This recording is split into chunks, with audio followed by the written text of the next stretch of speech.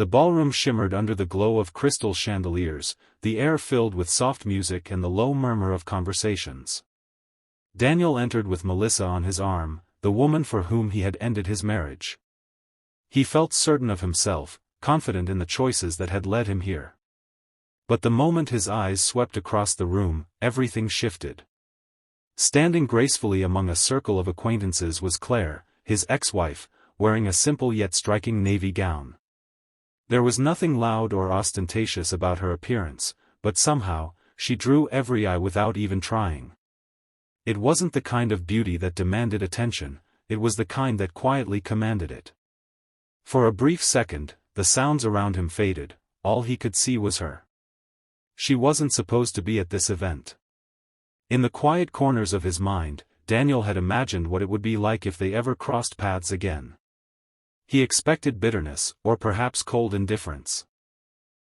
Yet seeing her there, radiant and self-assured, was disarming. Claire seemed untouched by the past, as if the wounds of their marriage had healed into something stronger. Melissa's fingers tightened around his arm, sensing his distraction, but Daniel couldn't shake the sudden flood of memories, of laughter, shared dreams, and the life he had so carelessly left behind. The contrast between the two women was stark, where Melissa radiated an obvious, polished glamour, Claire shone with something deeper, an unshakable grace. In that moment, Daniel felt an unexpected pang. It wasn't just nostalgia, it was the recognition that the woman he once loved had become even more remarkable without him. And now, all he could do was watch from across the room, feeling both admiration and a sharp, unspoken regret. Daniel's mind drifted back to the day it all ended. There had been no dramatic arguments, no broken dishes, no pleading.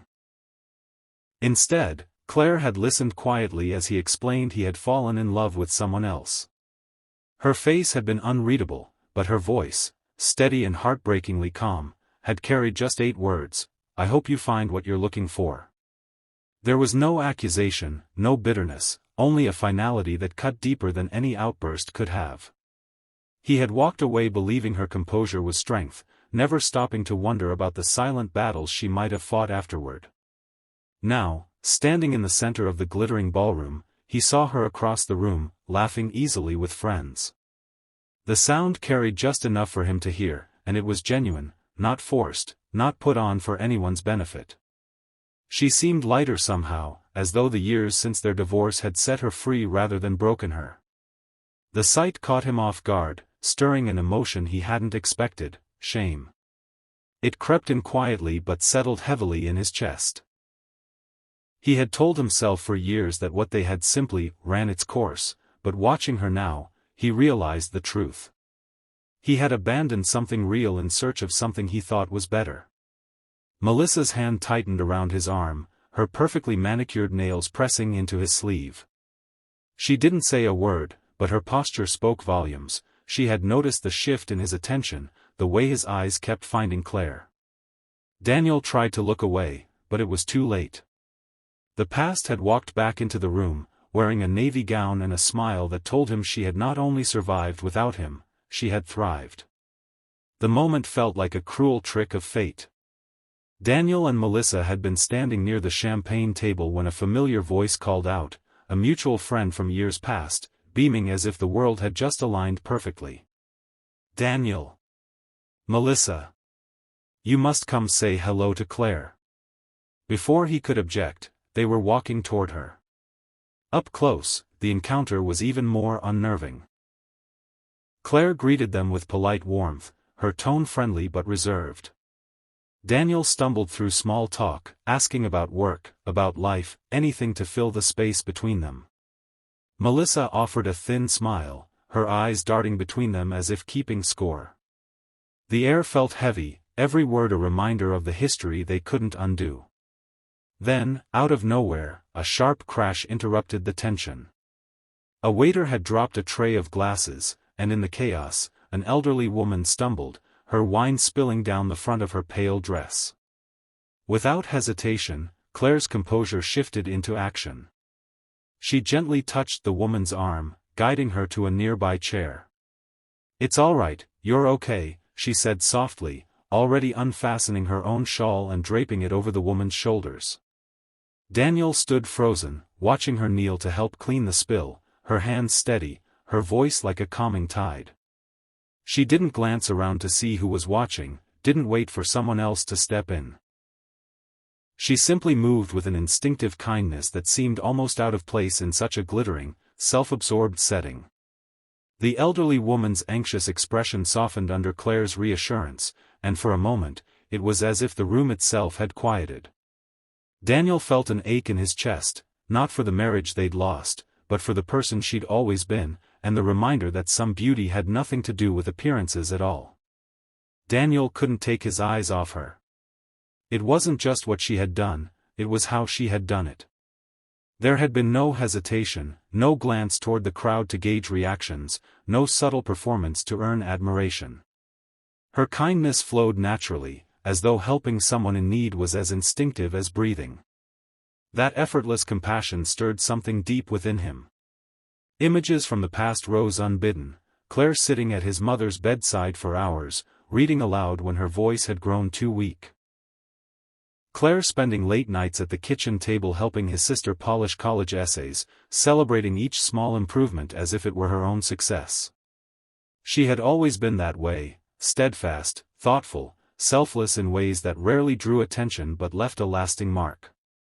Beside him, Melissa had grown restless, her attention fixed on her phone, thumbs scrolling without pause. She didn't notice the scene that had just unfolded, or perhaps she didn't care. Daniel suddenly felt the stark contrast like a physical weight, the life he had chosen versus the life he had abandoned. It wasn't about beauty or charm or even shared history. It was about the quiet, enduring decency that Claire carried with her wherever she went. And in that moment, the truth landed with painful clarity: he hadn't simply ended a marriage. He had walked away from a rare kind of goodness, the kind that couldn't be bought, replaced, or manufactured. He had traded it for something glittering and shallow, and now, standing in that crowded ballroom, he realized how deeply he had underestimated the value of what he once had. The regret settled in his bones, cold and undeniable. As the evening wound down and guests began drifting toward the exits, Daniel found himself searching the crowd until his eyes landed on her again. Claire was slipping her shawl back over her shoulders, the one she'd so freely given earlier, now returned to her. She looked serene, as if the night had been nothing more than a pleasant gathering, untouched by the awkwardness of their reunion. Summoning a courage he hadn't felt in years, he stepped toward her.